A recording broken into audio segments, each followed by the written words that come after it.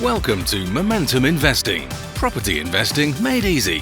One of the world's top podcasts on property investing, bringing you the top experts in the field so you can learn firsthand what it takes to create passive income and take control over your financial future. Welcome back to the Momentum Investing Podcast. Welcome to this episode. I hope you're just as excited as I am for the next episode of the Momentum Investing Podcast. If you're new to the show, please make sure you subscribe, because every single week we come out with exciting interviews with people like Kim Kiyosaki, Jordan Harbinger, Simon Zucci, Ben Chai, Shimon Rudish, and many, many more. We have a very exciting mix here on the show of property experts. We've had interior designers, solicitors, project managers on the show, to property investing experts, people who've built millions and million-pound portfolios, as well as people who are experts in fundraising and have built businesses. So you get that full 360 view of what does it take to build a company around a property investing empire of your own, and what are the expert information that you need to succeed. So please make sure you subscribe so you get a notification every single week and let it come out. If you are a subscriber that's been with us for a while, I would really, really appreciate it if you could give us a review. It helps us get the show out to more people, and it lets us know what it is you like, which interviews you appreciated, and what we can do to make this show even better. So thank you so much for joining us here today, because today we got a really exciting episode. We're meeting with Derek Arden. Derek is one of the most experienced negotiators in the United Kingdom. He is brought in as a negotiation expert, your hired gun to help you get as good a deal as possible. Now, he is very clear that it's not about win-lose, it's always about win-win. And he is unique in finding ways to find that win-win. We did some very exciting role-playing in this episode. We negotiated with each other, we went back and forth, and it was very, very fun. I learned a lot, and I hope you do as well. This is going to be a very powerful episode, so I hope you enjoy it. I'll see you on the other side. Welcome to the Momentum Investing Podcast. I am here with Derek Arden. Welcome to the show, Derek. Thanks very much indeed, Daniel. It's a pleasure to be with you. Well, we are super excited to have you here, because one of the things, we work a lot with our students on, and I know is an issue for many people, is the art of negotiation. And, one of my favorite books that I tend to recommend to people is Never Split the Difference, which is written by Chris Voss. But what was really exciting to me is one of my mentors pointed me to you as actually the British, I don't want to say British version because that makes it sound smaller, the British upgrade to Chris Voss and how you negotiate. So I'm really excited to hear more about your background, and please share with us how you earned that moniker as the top negotiator or negotiation consultant in pretty much globally.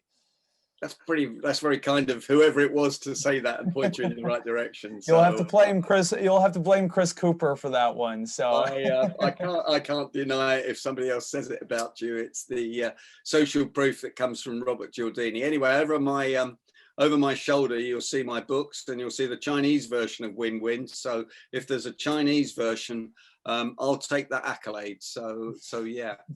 I studied negotiation for the last 30 years. I am a professional negotiator. And when I got thrown out of Tesco's, the UK retailer, in fact, they were the third largest retailer in the world at that point, after Walmart and Nordstrom. And then came Tesco's. They're not now because the world's changed. And of course, the online retailers have taken over in size. But I decided that night when I was sitting on Chestnut Station, a grubby old station in North London, that I better become a better negotiator. I was a pretty good negotiator, like a lot of your clients. Most people are pretty good, but how good's good enough is the real question. And if you scaled yourself on a scale of 0 to 100, where would you be? And is 70 or 80 that percent? Is that good enough to get the right price, to do the right negotiations, to make it feel like a win-win? So I went out and bought a book which was called Everything Is Negotiable that night, probably written by the only British author of Scots called Gavin Kennedy, and read it. And I thought, Derek, you're probably in Division 4.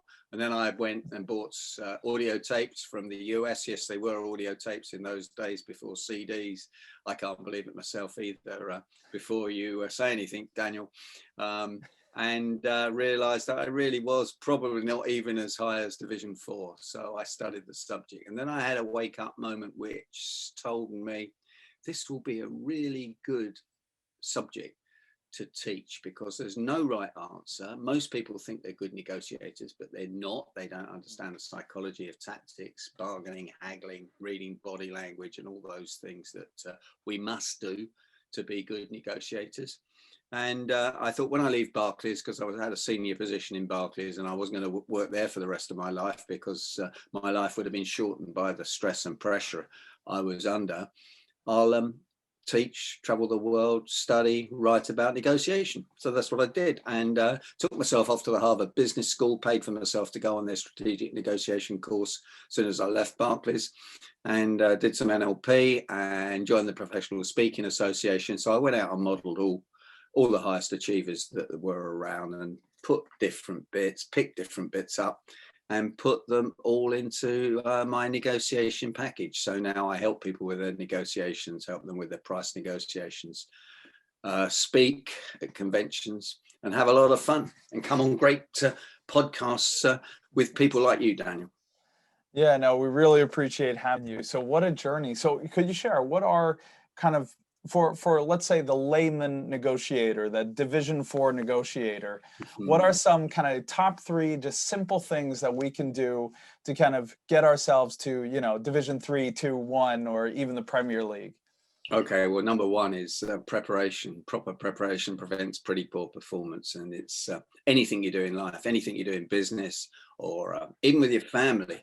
Preparation, understanding the other person, where they're coming from, what's their agenda, empathizing with them, connecting, building rapport, doing the neuro-linguistic things, and getting into their world. So finding out what they want, because if you can get them what they want, then you can get what you want. I think it was Dale Carnegie who first said that. And of course, it's the people like me syndrome, the PLM syndrome, people like people that are like themselves. So all that package into preparation. And that's absolutely key. And the second thing is then asking good questions, really good questions. And most good questions begin with how, what you're trying to achieve. They're the goal seeking out questions. What's your objectives? What do you want here? What do you want out of this? And I wouldn't use the word negotiation. That's quite an aggressive word. So it's what I call a red word. How can we discuss this? How can we make this deal work? And rather than let's get down to negotiate, which is kind of, puts people in a... Right. Then they arms up, ready to fight. Absolutely. Yeah. Is this guy smarter than me? And therefore I better be careful. That's the male to male issue. The male to female is will he take an advantage of the situation, depending on the woman and the female and how she sees it. And then female to female is totally different dynamics. So we could talk about all those sort of dynamics, but they're pretty up and down. But the old traditional male to male, sitting across the desk, eyeball to eyeball, I'm going to get one on over you, which is of course the win-lose as opposed to the win-win. You have to be very careful about. So asking good questions like what you're trying to achieve, how do you think we should resolve this? And then asking those questions and then shutting up. Notice how short those questions are. They're not long-winded. They're just throwing the gorilla back to the other person. And then, as I said, then you listen. And you listen with these 2 bits of kit and these 2 bits of kit. You listen to what's being said, how it's being said, what's not being said, and how it's being said with the body language that's accompanying it. And of course, if you ask me a good question and you say, you sure you're going to go ahead with this next week, Derek? And I lean back and I fold my arms and I go, no, I think we can go ahead, with hesitation in my voice and a good old nose rub at the same time. Remember, Pinocchio's nose grew every time he told a lie. So looking at the body language is really helpful. Listening to the tone of voice, the potential stuttering, using too many words. They are vocal vocal tells, as Chris Voss would call it, giveaways that we need to look at and think about. So that's my number 2 tip: questioning, listening, and listening to what's being said, how it's being said. And then the number 3 is the psychology of negotiation tactics, and the psychology of haggling, and the psychology of conflict management. And to me, that all comes under the banner of psychology, really. We're talking about psychology here. So again, what tactics are being used? Because generally tactics are used to get you down to your walk away position. And I haven't talked about best positions and walk away positions, so don't let me forget that. That normally comes under the preparation. Yeah, because I thought let's go in a little deeper into all 3 of these and kind of dissect them a little bit. So in preparation, so what is it I need to prepare? I mean, what am I researching? What decisions am I making? What am I preparing, really? Okay, let me give you a quick list of those. So you are preparing who the person is that you're negotiating with, or who's the company. So find out as much about them as you can by Googling them, by going on LinkedIn, on Facebook and LinkedIn. LinkedIn. Takes seconds, doesn't it, to look somebody up and see what they're like, and see where they went to school, or whether they lived in Sweden. How easy it is to cyber stalk now. Yeah. I see if they live in Sweden and they've got an American accent, how you can connect with them, or see if they know any of my friends like Simon Zucci, who we both know, exactly. So you can build rapport. What's the balance sheet of the company look like? Because if it's a company, they will have filed some accounts. So let's see whether they're strong or they're a company of straw. Then I would mind map it. So I would mind map all the facts. And when I do a mind map, the trick is to put your paper landscape like that, and then put the subject in the middle, and then I put the objectives of the meeting and the outcome of whatever it is at 1 o'clock and 11 o'clock, and then I'd get all the information. Right. And so I'm looking at as much info as possible about the person or company, or person and company, I should say, that I'm negotiating with. What else am I preparing? What else goes on my mind? You're preparing what you think your positions are in the negotiations. And what I mean by that is, what's the best position I can achieve? My dream position. What's my target position? And what's my walkaway position? Right. And so for example, if I'm bringing on an investor and I want to borrow money at an interest, I might say my dream position would be to get it at 4%. My walk away is 8%. I'm not going over that. Absolutely. And in the middle would be your target position. Because the 6% would be, if I get that, I'm gold. Yeah. And if you do walk away, what's your alternative position? Now, that's called in some of the textbooks a BATNA, best alternative to a negotiated agreement. But let's say you're buying a property.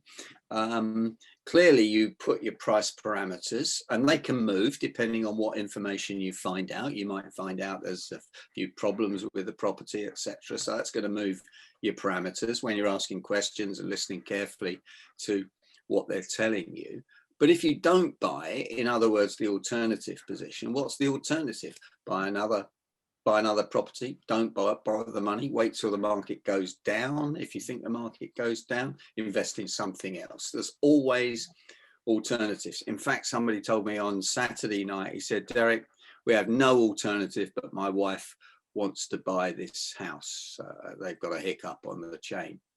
And I texted him back because he's a bit of a strong character, and I didn't want to tell him this because he'd go back. And I said, Tony, I teach the fact that everybody always has an alternative position.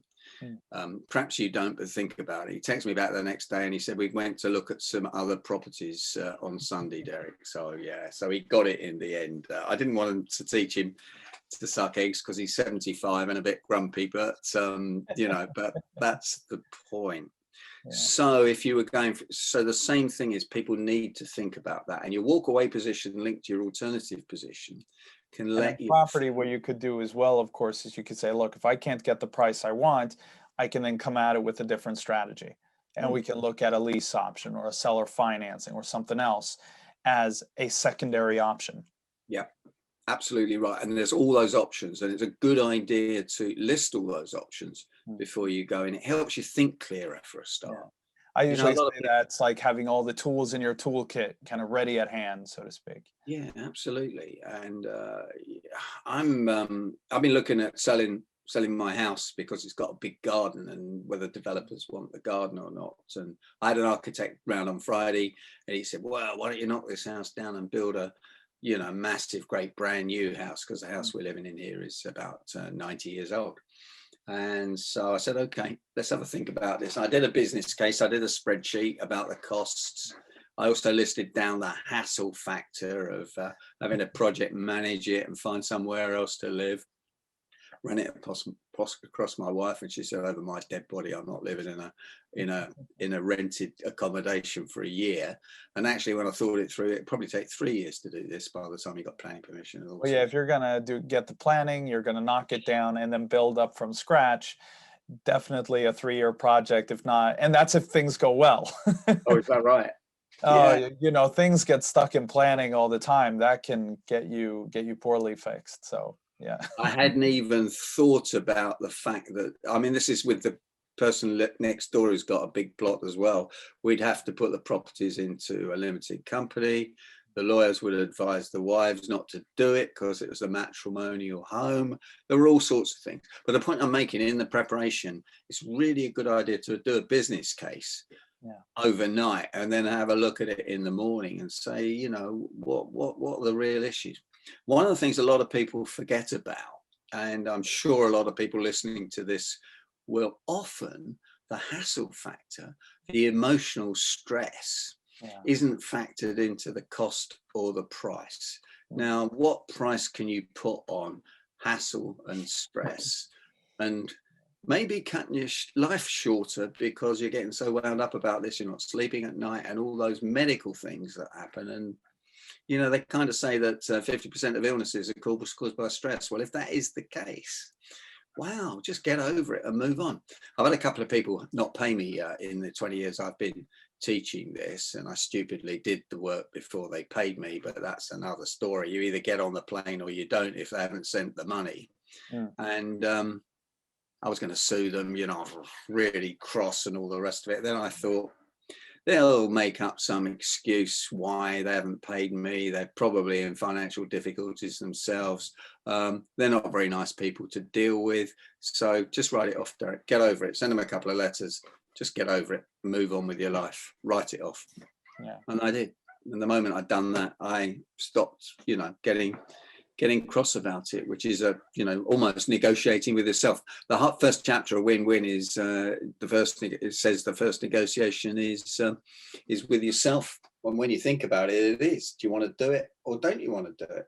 What's the pros? What's the cons? What's the strength? Absolutely. When you're saying these positions, you're going, could I go to 9? Could I go to 5? Quote, where do and what's the consequences of doing that? Yeah. That's really important. And you mentioned there right at the beginning, you're also looking at the other person's position. Are you kind of mapping out what you think their position would be and their goals? Yeah, spot on. Absolutely. And one of the little tricks you can do, which comes from the psychology and neurolinguistics, you can get up from your chair and pretend you're sitting in their chair and saying, negotiate with you. Yeah, so where do we think they're coming from? People say, well, we don't know. Well, then there's the question, well, if you did know, what do you think they would be doing?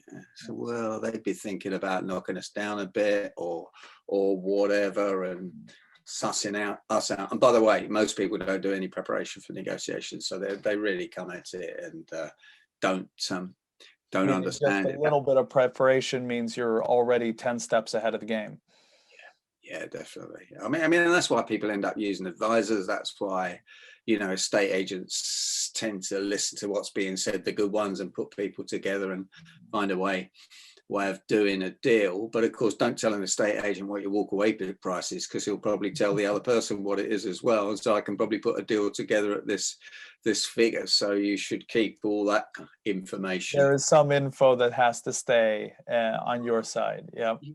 I mean, sometimes when we get into the haggling process, which was part 3 of the question you asked me, I mean, there is an element of poker in this that you need to understand, you know, when you're just haggling on the price, both parties want to do the deal, then, you know, somebody said, well, let's split the difference. Don't split it. So I'll go 60-40 with you. You know, I'll go 40%, you go 60%. That might save you a couple of grand.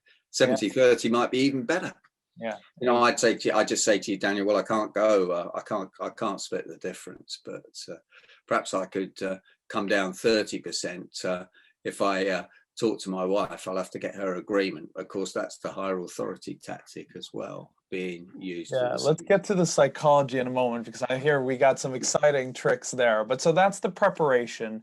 Now, what was the second step? We have to prepare, and that was the questions, listening and reading the signals. And what are kind of like, what are some tips there? What kind of, you know, what questions should I have in my battery and prepared, and how do I listen? Well, you listen carefully, you active discipline listening, you know, up straight, good body language, listening to what's being said, what's not being said, listen to the words. Like some people might say, well, normally I wouldn't give you a discount. You say, okay, normally you wouldn't. Well, that means you do sometimes, and I'd like a discount. Or the usual price is, oh, and I don't really want your usual price, Daniel. Well, what's the unusual price? Right? I want the unusual one with a smile on your face, so you get a bit of humour, and it's good to have a bit of humour.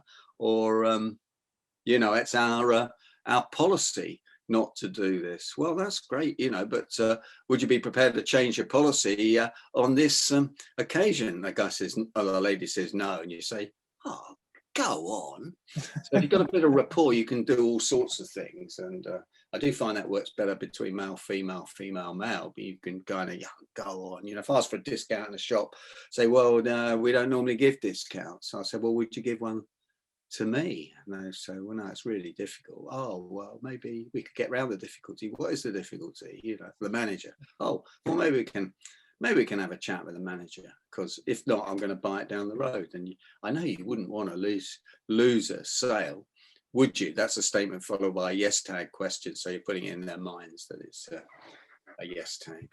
Yeah. All right. So I'm asking questions, and I'm getting, you know, I'm hearing kind of what's not being said. And then from there, we get into the psychology. So what are we doing there? What does that mean? The psychology of the negotiation? Well, it's the psychology of haggling, or bargaining, as people call it. The Germans don't understand the word haggling, I don't think. Well, they don't understand bargaining. I don't know which one it is. But, you know, clearly you want to start at your best position, because you can always come down. If you start your walk away position, you can never go up. So, you know, if I say, well, the problem there is also, if you start there, even if you get that price and you're happy with it, you can never let the other person feel like they won the negotiation, because you put out a bid, you got it, so you won, even though you kind of lost because you got your walk away. Yeah, I mean, it is important how they feel about it. So you want to make them feel they got a good deal. Yeah.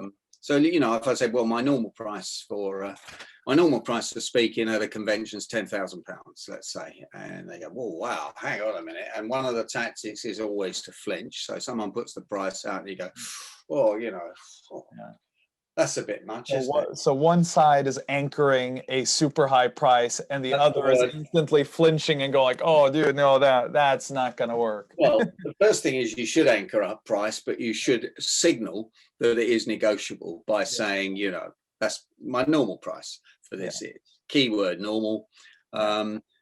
They should flinch. So, you know, if they don't flinch, maybe they're going to pay you 10,000. You wish you'd started. Then you just say, "Thank you very much. I'll take it." Yeah. But if then I'd say, well, do you want the books? Yeah. Do you want the extras? I'd say at that point, do you want the books and the CDs and the extra coaching that goes with it? Because I could do that for you for, normally it's £2,000. I do that for 1,500 on top of the 11. So I upsell at that point. Then you upsell and raise. Upsell at that point. Well, what they should be doing is they're flinching, which means you've lifted the price up and they're kind of pulling it down a little bit now. So let's say you flinch. Let's role play. You flinch, which you should do. Yeah. And I go, well, you know, if this comes with the books and the CD program, so all of a sudden they're in now it's not an upsell. Now that's a bonus. Now it's a downsell. Yeah. So I could take those out. if you don't want that, I could take those out and do something with the price. It also depends if you want it.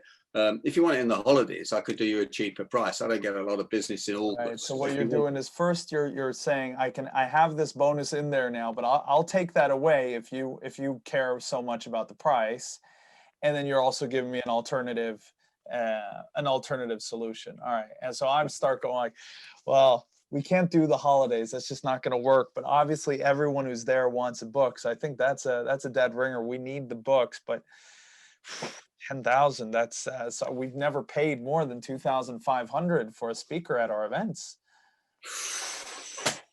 2,500. Wow. So notice the flinch at that point. Yeah, so you flinched me back to pull my price back up because this is all good. Counter-anchored you. Yeah. So now I know you're a good negotiator. So you get all this, because most people don't get it at all. All right. So it's kind of a game going on, and never let on that you know the game and you're playing a game. Never do that. Never break the role play that you're having there. Yeah. Well, 2,500. You're clearly talking to the wrong person for that sort of figure, unless it was kind of in the summer or something like that, when I might be able to do it, cut it short, no books, and all the rest of it. And what's good now is you've actually agreed to me that, well, technically under the right circumstances, I could do it for 2,500. And I'm going like, well, the reason why a lot of people want to do this is because of our audience. And so I upsell and say, well, I would like to do it in the fall, but maybe we can figure something out, and we're working to find.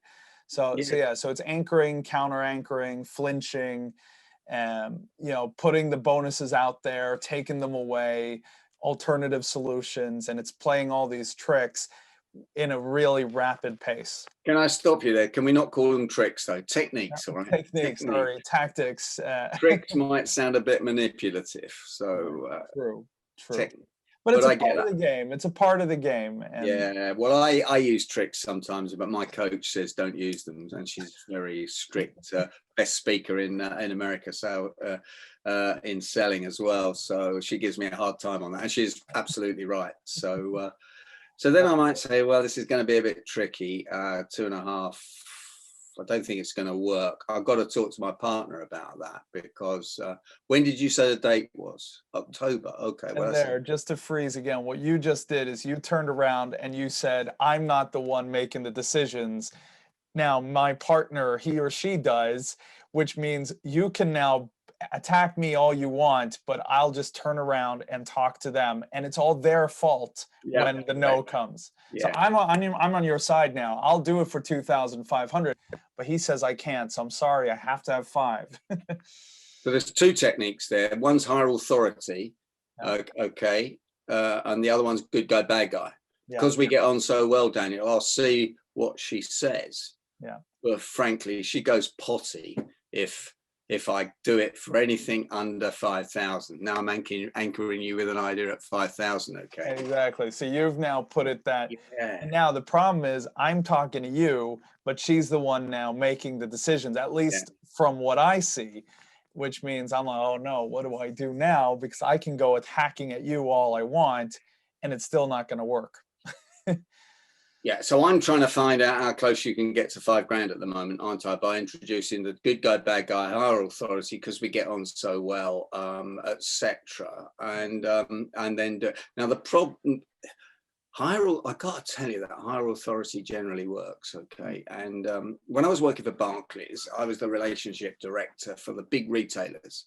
And we got at the chief executive, and I thought there's nowhere for this guy to go now. The finance director and the treasurer always used to use the chief executive or the board.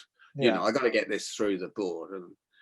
And they used to say to me, but Derek, we don't want a bank manager that comes in here and he can't make decisions. We want the decision maker. So if you're the decision maker, that's okay. So, they're using higher authority on me. You can't use higher authority, but we can. Yeah.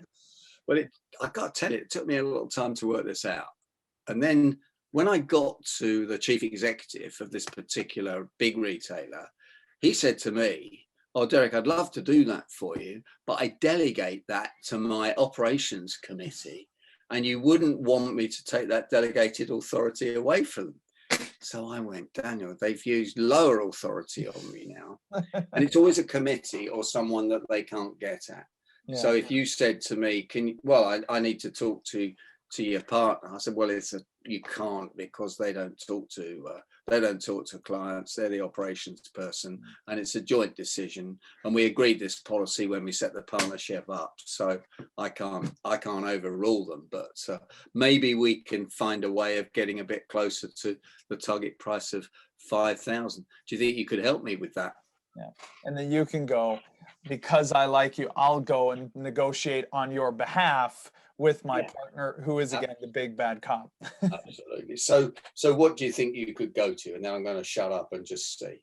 Yeah. So if you say, I mean, it depends where the power is, and you've got to figure out as well. It's the body language there as well, right? That's where you start. Oh yeah, definitely. I mean, and like, so 5,000, that does not feel, I don't know. Like I said, we've never gone over 2,500. And you're doing great sort of rubbing your beard, which is, of course, a consideration thinking gesture. So people think you're really thinking, you turned your head. So your gestures are great there. You're great.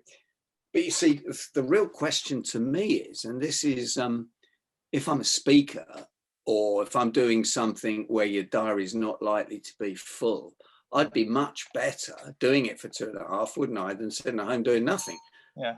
With the 2.5 grand in the bank. So you've got to kind of figure that out, and I'm figuring it out as well. I don't want you to go away and employ somebody else, which is why your USPs are really important, and the upselling and downselling the variables and the books. And this is a part of that preparation, is if I get the instant yes, what else can I add?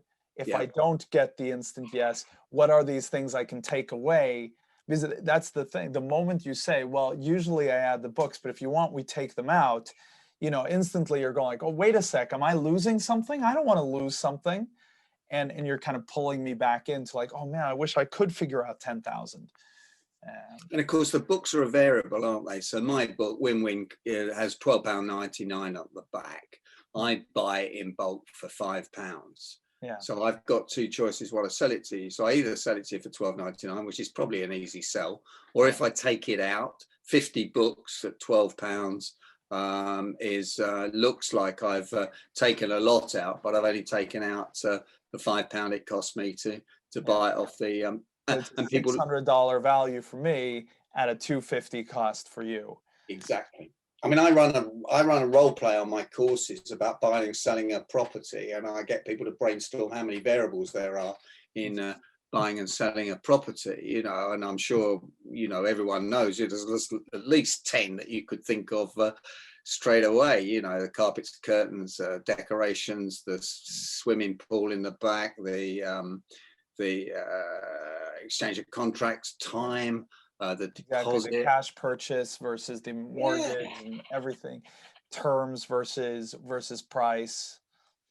Yeah, and then people forget to negotiate the estate agent's fee, the lawyer's fees, and all that, and then they walk into 2% or whatever when the estate agent probably done it for 0.75%, or less. Depending on the amount, it's the quantum, isn't it? It's not a percentage when you're buying or selling a £2 million house. How much they're going to make on it, and what's reasonable for the advertising, etc. Yeah, exactly. So to summarize now, because this was brilliant, but we're out of time. So to summarize, you prepare, you make sure you research who you're going to be negotiating with, the company, the person. You make sure you're prepared with the, what is your position? What might their position be? Where do you want this to go? What are your potential, and what are the value adds, your USPs? What can you bring to the table? You're ready with your questions, the kind of probing questions, the exploratory questions to understand, like, Derek, what is your goal? What are you after? What would be a success for you? Get as much as your info out on the table as possible to then get into the kind of the art of the negotiation and the poker game of it, where it's a combination of haggling using these different techniques, where we have you have the anchoring, either high or low. You have the taken out of the bonuses. You've got the higher authority or lower authority. You have the good guy, bad cop, and all these other fun things you can do with it. and finally you're ready to go in there and just make it happen. That's a fantastic summary. It's all covered in my book, Win-Win, of course. The screen's not working very well, but you should have written it for me with all those. I'll ghostwrite the next one for you. Yeah, what's your fee for that? Well, let's see. I'm inexpensive there. We'll have to do some math there. I'll have to talk to my boss, my wife, if I'm going to put that time in. Yeah, this is good. I'd hate to negotiate with you, Daniel. You've got it all sussed. But, well, I know everyone wants to learn more about it, though. So how can they reach you? How can they learn more? What links can I add in the show notes so they can pick it up quickly and easily?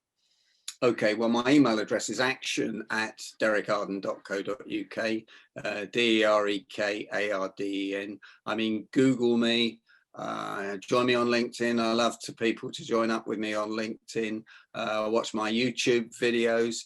But on a Monday morning, I send out an email briefing with tips and techniques on negotiation every Monday morning. And I have an interview show on a Monday night. So if you want to join in any of that, it doesn't cost anything.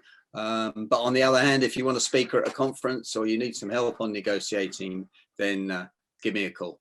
That's brilliant. So how do I get onto that list? How do we get those tips?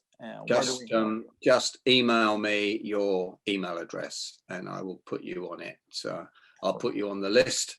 And then you just need to whitelist me or whatever it's called these days in the contacts file. In your contacts file, so it gets through the spam police, because the spam police are operating pretty vigilantly in the UK at the moment.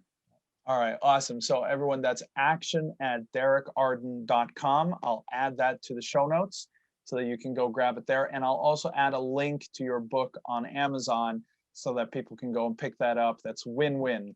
That sounds perfect. Win-Win, how to get a winning result from persuasive negotiations. Awesome. Well, thank you so much for joining us here today, Derek.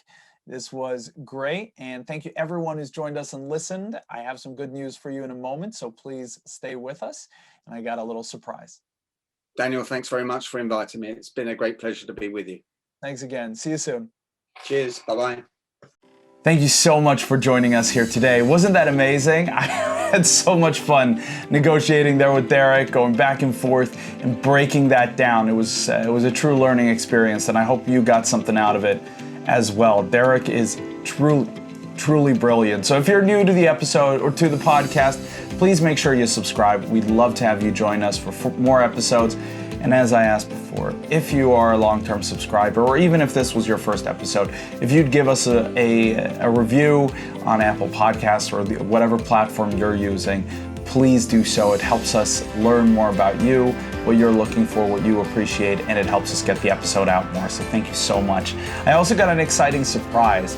We've just launched the Weekend Finance Challenge. You can find it at weekendfinancechallenge.com. It's a 3-day challenge about taking control over your finances.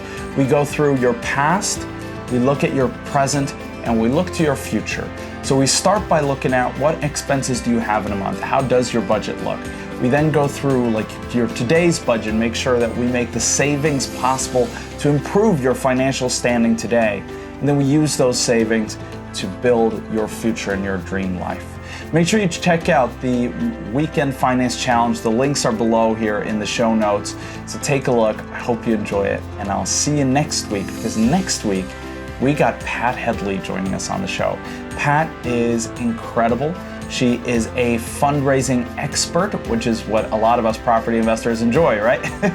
The more finance we get, the more properties we can buy. And she's going to share with us some very keen insights on how to attract the right investor, how to negotiate with them, how to get the deal, how to get the investment, and how to build from there. So I hope I see you next week. Make sure you're subscribed so you get that notification. Thank you so much again for joining us, and I'll see you soon.